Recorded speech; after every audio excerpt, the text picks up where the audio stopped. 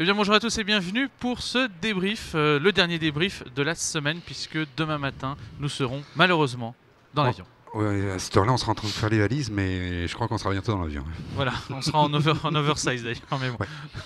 Ouais. J'espère que tous ceux qui nous regardent ont pu passer de bons moments avec nous et qu'ils se sont pas trop fatigués. Et puis ce soir, eh bien, on aura un très très gros débrief avec toute l'équipe de l'Euro Tech Week et avec tous les participants de ces tours.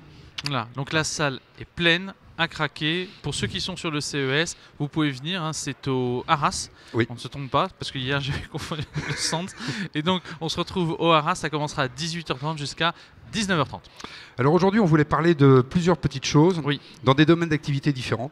On voulait revenir sur de l'intelligence artificielle, de reparler de Google, de reparler d'Amazon et puis aussi de reparler d'Alibaba, puisque Alibaba rentre dans la danse avec certaines propositions qui sont présentées cette année. On voulait parler de e-santé parce que hier on a beaucoup circulé dans la e-santé. On voulait parler également de smart home. Oui. Et puis on a trouvé 2-3 petites perles que l'on veut vous présenter aussi ce matin. Exactement. Alors Google et Amazon, qu'est-ce que tu as vu toi? Alors sur les GAFA en général, si on regarde effectivement Google, Amazon, on ne peut pas nier leur prédominance ici sur ce CES. Alors Amazon, il y a une grande ballroom qui est à l'entrée, avec tous les cas d'usage, avec beaucoup de showrooms, avec leur écosystème qu'ils ont embarqué autour d'Alexa. C'est vrai qu'il y a une grosse dominante de présence d'Alexa, et puis aussi toute la partie AWS qui était également très présent. Donc on voit bien ce binôme et la valeur que ça peut créer, que ce soit dans l'automobile, parce qu'il y avait la présentation de leur POC avec l'Audi e-tron, exactement, qui est une magnifique voiture, et toutes les interactions que l'on peut avoir avec Alexa. L'année dernière, c'était Ford qui présentait le in-car, enfin toutes les interactions dans l'habitacle qu'on pouvait avoir avec Alexa. Là, ça avait beaucoup plus de valeur, c'était beaucoup plus fini. On avait véritablement des POC qui étaient aboutis. En tout cas, des use cases intéressants. Google. Alors Google, ils ont toujours leurs rabatteurs. Alors leurs rabatteurs, vous les reconnaissez. Leurs petits lutins blancs, voilà, ils sont partout sur le CES, vous ne pouvez pas les rater. Ils sont en combinaison. Alors ce qui fait la force de Google, ce qui a toujours fait la force de Google, c'est sa capacité en termes de la langue et en termes de la traduction. Et ils ont présenté cette année un traducteur simultané qui va être développé et qui va être déployé par le biais d'assistants vocaux avec écran. Alors pour ceux qui ont un assistant vocal par exemple comme l'Amazon Echo Show, exactement. Et puis il y en a un autre qui s'appelle l'Echo Dot. Non, l'Echo Dot, il n'a pas d'écran. L'Echo Show, l'Echo Spot, voilà. L'Echo Spot, c'est le petit, et l'Echo Show, je suis pas sûr. Le Kiki, c'est ce qu'on appelle les smart displays. Voilà. Puisque ce sont des écrans qui réagissent évidemment à la voix, mais aussi au toucher. Donc, par le biais de smart displays comme les smart displays de LG, comme les smart displays de Lenovo, ou voire même des smart displays de JBL, Google présente sa traduction en instantané dans la conversation. 27 langues, reconnaissant direct et automatique de votre langue. Donc vous avez simplement à solliciter Google en disant voilà Google, je voudrais que tu traduises mes propos en chinois. Et ça veut dire que lui il se dit ben voilà, lui il parle français, on va le traduire en chinois, ça veut dire que son interlocuteur est chinois et quand l'interlocuteur parlera, il traduira le chinois en français. Et en plus ça s'intègre dans une forme d'écouteur. Alors la deuxième étape, c'est de les intégrer dans les Pixel Buds, qui sont les écouteurs intra-auriculaires que Google a sortis cette année. Donc pour ceux qui se rappellent, l'année dernière, c'était l'équivalent du Mars, dont on mettait effectivement l'intra-auriculaire directement. On pouvait échanger et converser avec une traduction instantanée. Alors le Mars, à l'époque, on avait ce qui était assez intéressant, c'est que chacun des interlocuteurs avec qu'un seul écouteur. Oui. Donc la deuxième oreille était quand même dans l'environnement ambiant, ça pouvait aussi créer des perturbations ou créer de la convivialité, parce que malgré tout on entendait bien ce que l'autre disait. Mais il fallait du réseau, problématique qu'on avait constaté effectivement en plus. Enfin bon, globalement, là il y a quelque chose au niveau de la trad. Alors c'est pas les seuls sur la trad, puisqu'Alibaba est également présent sur ce... Alors ils ont créé, ils l'ont annoncé hier, le Skype, on peut dire ça, de traduction instantanée. C'est-à-dire qu'on va pouvoir parler et converser directement au travers d'un échange vidéo dans une langue et que ce soit traduit automatiquement dans une autre langue. Donc, beaucoup de choses autour des langues sur les GAFA et les BATX. Exactement. Pour revenir sur cet écran, il est splitté en deux. Oui. Et donc les deux interlocuteurs se voient parfaitement bien. Et on a l'interlocuteur qui parle et la traduction qui s'affiche en dessous. Ce qui fait qu'on peut suivre parfaitement la conversation. C'est plutôt assez bien. La démo est assez bluffante. Voilà. Donc on vous invite à regarder, vous tapez sur Google, vous verrez plein de choses. Pour ceux qui sont sur le CES, vous allez voir directement sur place. On voulait parler aussi de la logistique du dernier kilomètre. Parce qu'on sait que même si on ne parle pas beaucoup d'écologie, commander sur Internet, faire travailler le e-commerce, c'est finalement faire travailler la logistique. Et on a vu une multiplication ces dernières années des artisans livreurs, Oui. et que la logistique du dernier kilomètre pose un problème, même si on s'appelle Amazon. D'ailleurs, ils sous-traitent énormément ces logistiques du dernier kilomètre. De toute façon, la difficulté aujourd'hui, c'est de livrer dans des temps qui sont extrêmement compressés, 6h, 9h du matin, 17h, 22h le soir. Les plages horaires ont tendance à s'étendre. Amazon livre le Prime, en tout cas sur la région parisienne, jusqu'à minuit, les dimanches. Donc on voit bien qu'on est sur des temps compressés qui sont les temps de vie quand on est chez soi. Donc le besoin de développement de solutions totalement alternatives qui s'inscrivent dans des temps qui sont des temps de non-présence humaine, comme on pouvait l'avoir même cette année avec Walmart qui avait développé ce concept de la livraison directement dans le coffre de la voiture. Mais bon, je crois qu'on a aussi quelque chose sur Walmart dont on voulait vous parler. Donc là, pour cette logistique du dernier kilomètre, on a une start-up qui a été créée par un Français, même si c'est une start-up américaine. Il présente son produit. Donc c'est une société qui s'appelle Udelv et qui présente une navette autonome qui va s'occuper de la livraison du dernier kilomètre. C'est-à-dire que la navette va arriver chez vous, vous allez ouvrir le coffre et vous allez récupérer votre colis. Ce qui est intéressant, c'est qu'ils ont, eux, fait un partenariat double. Un premier partenariat en termes de cartographie avec Baidu, qui est le Google chinois.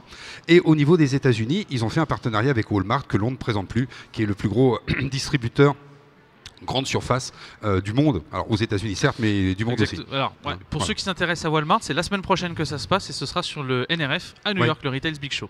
Et puis il y avait une autre compagnie aussi, qui elle n'est pas française, qui s'appelle Trolleybot, qui a la même problématique. En fait, plusieurs compagnies se sont penchées sur cette solution et sur cette problématique de la logistique du dernier kilomètre. En termes d'autonomie, on voulait aussi parler d'NVIDIA, puisque Nvidia a proposé un système d'autonomie de niveau 2 qui est capable d'être autonome, de conserver des trajectoires qui soient correctes. Donc il y a eu beaucoup d'annonces sur la capacité processeur et on voit bien que là dans une solution au travers d'une voiture, ça prend toute sa dimension et sa capacité à rendre les éléments autonomes. Donc beaucoup de choses, correction de la trajectoire. Correction de la trajectoire, évitement des piétons, capacité pour doubler et surtout la capacité de mémoriser les trajectoires pour se dispenser du GPS. Oui, parce que c'était ça, effectivement, il y avait le côté de l'autonomisation, un peu le Linto, on revient souvent sur le Linto parce qu'il l'embarque, il s'affranchit finalement de la connexion à un écosystème, et donc là, effectivement, là, la machine d'elle-même conserve les éléments. Est-ce qu'elle est capable de se connecter en temps réel ensuite avec ces éléments en mémoire pour vérifier que c'est bien le trajet le plus rapide, par exemple? On verra comment c'est greffé. Il y a plein de choses derrière, en tout cas, très intéressant de vouloir se déconnecter. C'est une tendance parce qu'on en a parlé sur le Cellular V2X, parce qu'effectivement, on recrée des réseaux de voiture à voiture non connectés à un réseau satellitaire. Et là, effectivement, on a aussi cette tendance de la déconnexion et de finalement de la voiture presque autoportée. Exactement. Ce sont des sous-jacents qui de toute façon demanderont à être intégrés dans un certain nombre de systèmes et on verra comment les constructeurs intègrent ces sous-jacents dans leur système. Une grosse annonce d'IBM, donc là on change un petit peu mais on reste toujours dans... On a passé la commande. Oui, on a passé la commande.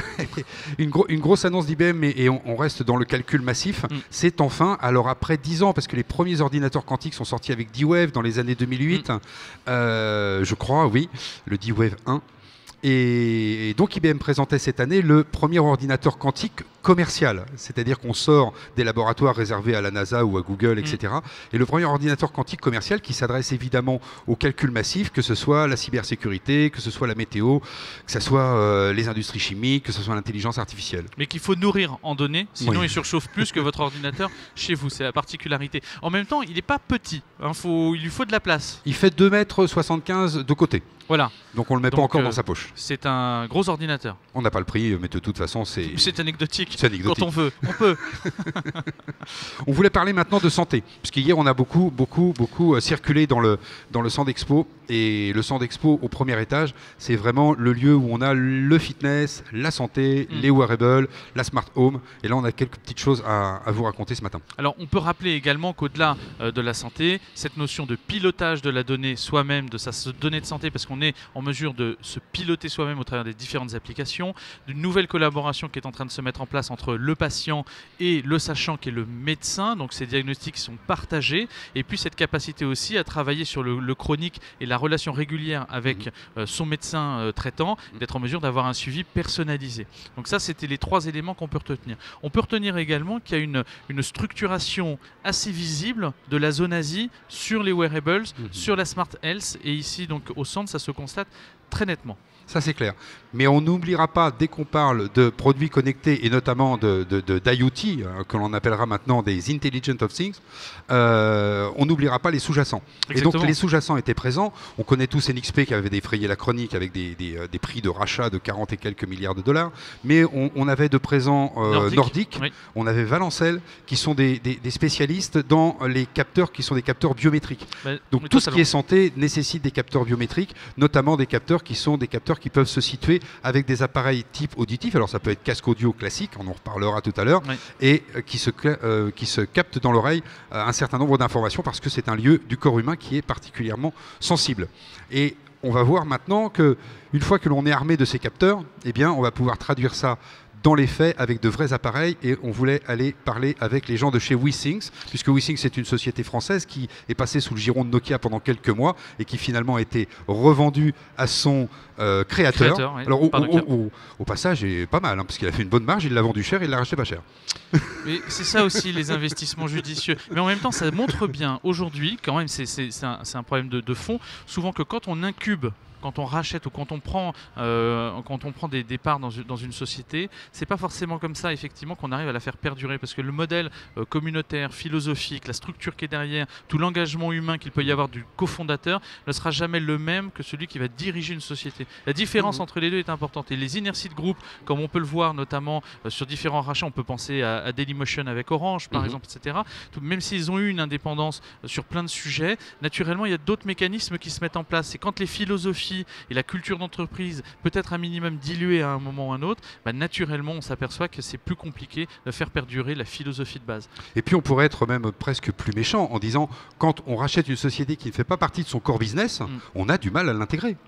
Alors bien sûr, c'est la difficulté de la croissance par externalisation et qui pose des sujets de transformation continue. Donc si ce n'est pas un ADN dès le départ, on voit bien que les problématiques de transformation digitale sont destinées à perdurer quasiment ad vitam aeternam. La problématique, c'est la conduite du changement humain, bien entendu. C'est là que le challenge, en tout cas, du digital est fort. Mais revenons-en à WeThings. Alors WeThings, ils sont connus évidemment pour leur PES personnes connectées, puisque c'est un produit qui a maintenant un peu plus de 10 ans. Que toi, tu as depuis 2009.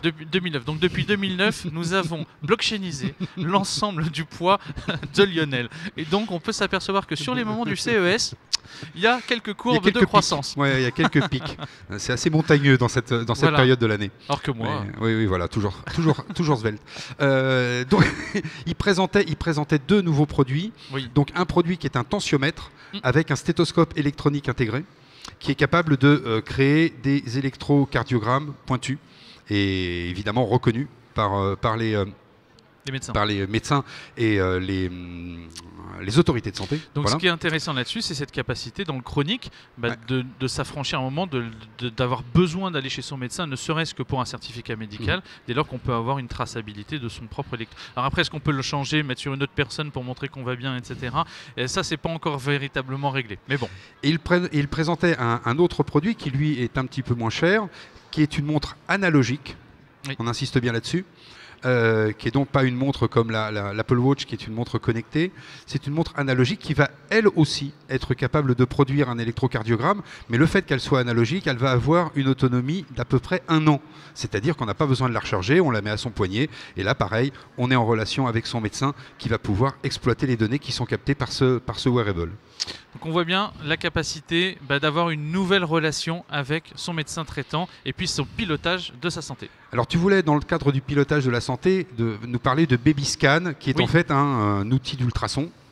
Qui nous permet tout simplement de faire une échographie, un contrôle d'une échographie de grossesse. Alors, par exemple, vous êtes chez vous et vous recevez donc ce Babyscan, il est dans une boîte, vous l'ouvrez, vous le reliez à votre smartphone directement et vous êtes en mesure de faire votre propre échographie. Alors bien entendu, ça pose plusieurs sujets, le suivi, la compréhension de l'échographie en elle-même. Alors le logiciel permet aujourd'hui directement d'interpréter de manière relativement visible, visuelle, ce que l'échographie remonte, mais on peut imaginer que dans le cas d'une grossesse plus ou moins compliquée qui nécessite des rendez-vous plus ou moins réguliers avec son échographe, qu'on soit en mesure tout simplement de s'affranchir des quelques rendez-vous et des déplacements et qu'on puisse les faire à distance. Voilà, ça s'appelle Babyscan, c'est un peu comme Butterfly par exemple, c'est directement votre scanner, votre échographie que vous allez pouvoir faire. Butterfly étant peut-être un petit peu plus professionnel oui, et un petit peu plus cher. Je suis basé sur 18 use cases Butterfly plus précis. Là, c'était vraiment Babyscan, le côté grossesse. Oui, alors petit bémol que moi j'apporte dans ce genre de système, attention aux hypochondriaques. Parce que, oui, mais en même temps c'est un peu le travers parce que finalement quand on est équipé d'un objet connecté, qui trace notre activité, on faisait la réflexion, c'est on a plus tendance à prendre les escaliers que l'ascenseur parce qu'on sait qu'on va être dans nos objectifs quotidiens. Donc il y a quand même quelque chose derrière d'addictif finalement. On voulait passer maintenant, ce matin, au chapitre de la Smart Home. Oui. Alors, on ne va pas parler de 50 sociétés. On va essayer d'évoquer une seule société, qui est la société Somfy. D'abord parce qu'elle est française. Ensuite, parce qu'on la suit depuis plusieurs années. Parce qu'elle est très connue. Et qu'elle est très connue dans la motorisation, notamment de stores et de volets. Et ils ont été capables aujourd'hui de déployer un véritable écosystème. Qu'est-ce que l'on pourrait dire sur cet écosystème ? Écosystème avec finalement l'ouverture à l'ensemble du marché. Donc le fait de devenir presque une plateforme, un agent d'interopérabilité qui va être en mesure de faire parler à la fois du Legrand, à la fois du Sonos, à la fois le Philips, voilà. Tous ces protocoles qui forcément ne se parlaient pas et qui étaient inscrits dans des verticales, eux apportent la transversalité au secteur. Donc ce qui est intéressant, c'est que ils sont capables de s'interfacer avec des protocoles qui ne sont pas les leurs et à les mettre même progressivement quand on l'a pu le voir. On s'achète le Taoma et c'est un peu comme un Google Home qu'on rajoute directement. Alors on ne lui parle pas le Taoma. Le Taoma c'est le hub de connexion de l'ensemble de l'écosystème que vous avez implanté matériellement parlant. Là grâce à leur nouvelle solution, on est directement dans le tableau électrique avec les différentes antennes en fonction des protocoles et Taoma dans le tableau va pouvoir gérer directement de manière totalement intégrée le déploiement des différentes solutions qui existent et qui permettent de faire de la domotique en interne, même si ce mot est aujourd'hui révolu. Oui, c'est un mot qui est daté, puisque ça date des années 70, c'était l'informatique à la maison. Maintenant, l'informatique is everywhere. Voilà, c'était les bons vieux tubes cathodiques. On est passé dans l'Ubimédia quand même, maintenant, depuis longtemps. Mais en tout cas, ils sont très dynamiques. Ils nous ont proposé un petit tour qui nous montrait que indépendamment de la compatibilité HomeKit, Google Home et Alexa, c'était quelque chose qui couvrait une 30 ou 40 sociétés, 7 protocoles différents. Et donc, tu as détaillé l'installation. C'est plutôt relativement fluide. Maintenant, le bémol, c'est toujours pareil, ça doit être installé avec des professionnels. Qui fait l'interface quand on a des problèmes de connexion parce que tel ou tel appareil n'arrive plus à être reconnu ou ne fonctionne plus ou n'arrive plus à être piloté? Est-ce que c'est la personne qui a installé ou est-ce que c'est directement Somfy? On leur a posé la question, on leur a dit on aimerait bien que vous vous comportiez un petit peu comme Apple qui fait fi de l'interface qui est en fait son prescripteur ou son vendeur et que ça soit directement vous qui puissiez répondre aux problématiques clients. Plein de sujets là-dessus.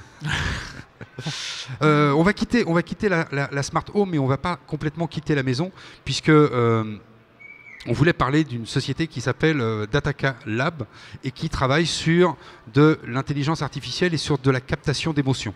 Qui permet de mieux tracer l'ensemble du comportement d'utilisateurs. Ceux qui ont connu il y a quelques années, alors ça existe encore, mais c'est le eyes tracking où on regardait le déplacement pupillaire pour analyser les zones qui fonctionnent le mieux, que ce soit dans le retail ou que ce soit directement sur les écrans. Là, on rajoute en plus l'émotion, la captation des émotions, du visage, et qui permet naturellement de mieux comprendre les interactions entre une interface et puis l'humain qui y a derrière.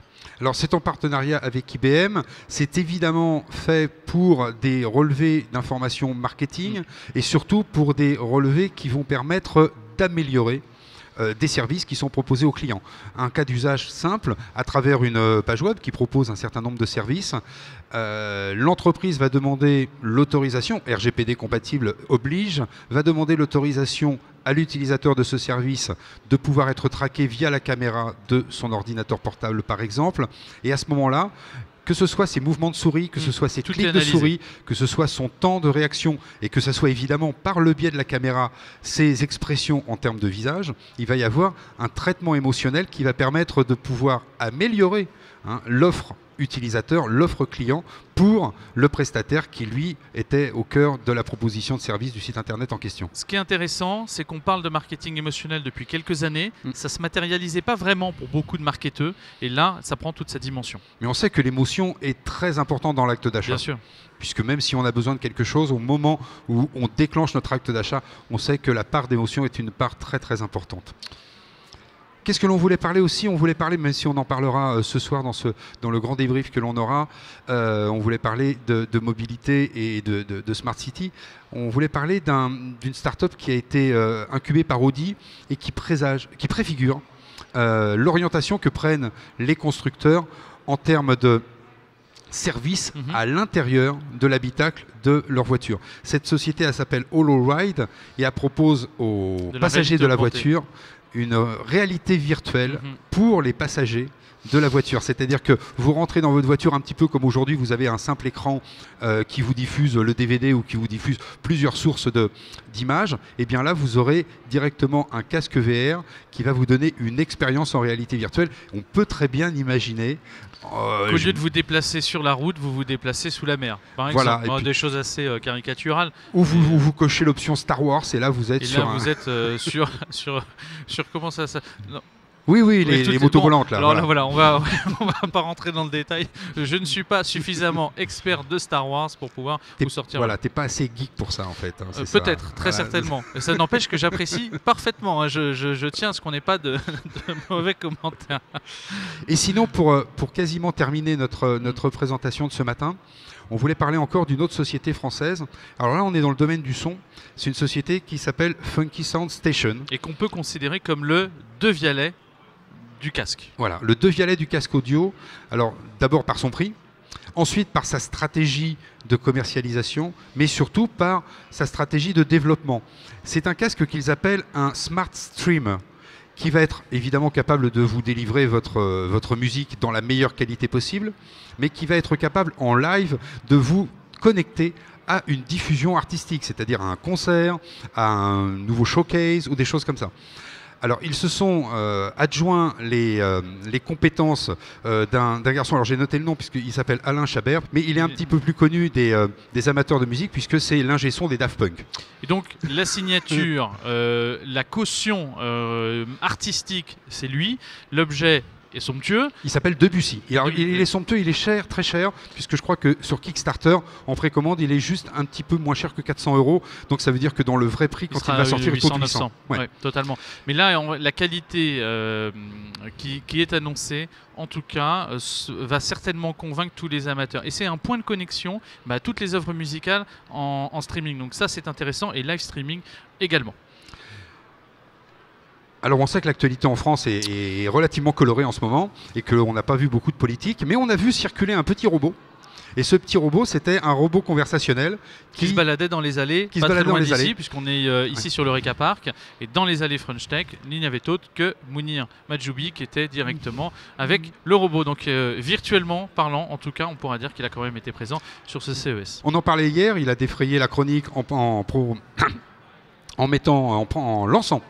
présentant la sortie du Next 40. Et là, il était en relation directement avec un certain nombre d'entreprises présentes avec ce robot conversationnel. Voilà, donc on voit bien effectivement réalité augmentée, immersive. La mobilité, elle est clé aujourd'hui dans la tech en général. Voilà, ça limite les notes de frais. Ça limite, c'est ce qu'on peut dire effectivement. Bon, en même temps, c'est pas enfin, en tout cas, moi j'adore cette solution, j'adore ces petits robots, donc globalement. Mais bon, à la maison, je peux pas m'en acheter un parce que le cas d'usage est relativement sous-exploité. Voilà ce qu'on voulait vous dire pour ce matin. On se retrouve maintenant ce soir sur le Arras pour ce débrief à 18h30, directement dans les salles de réunion qui sont au premier étage. Et puis on se dit à très vite. Nous, on part maintenant. Pour ceux qui nous suivent, on a quand même encore un épisode ce soir que l'on va. Ce soir, oui, on peut vous l'annoncer, c'est vrai. Vers minuit, ça sera sur notre Facebook Live ou sur notre chaîne YouTube, Digitalmen. On aura un dernier live que l'on va essayer de faire de façon plus décontractée. Voilà, plus décontractée à la Bernard de Villardière, puisque on va marcher en même temps. Et donc ça va être sympa. On va faire une petite découverte du strip pour faire notre dernier épisode. Voilà. Très bonne journée ou soirée en fonction du moment où vous nous regardez, parce qu'il y aura ceux qui vont le regarder en replay. Nous, on part au LVCC. Oui. Et puis ensuite, on se retrouve ce soir pour de nouvelles aventures et un débrief avec plein d'actu du digital. Bye bye. À très vite et bon courage.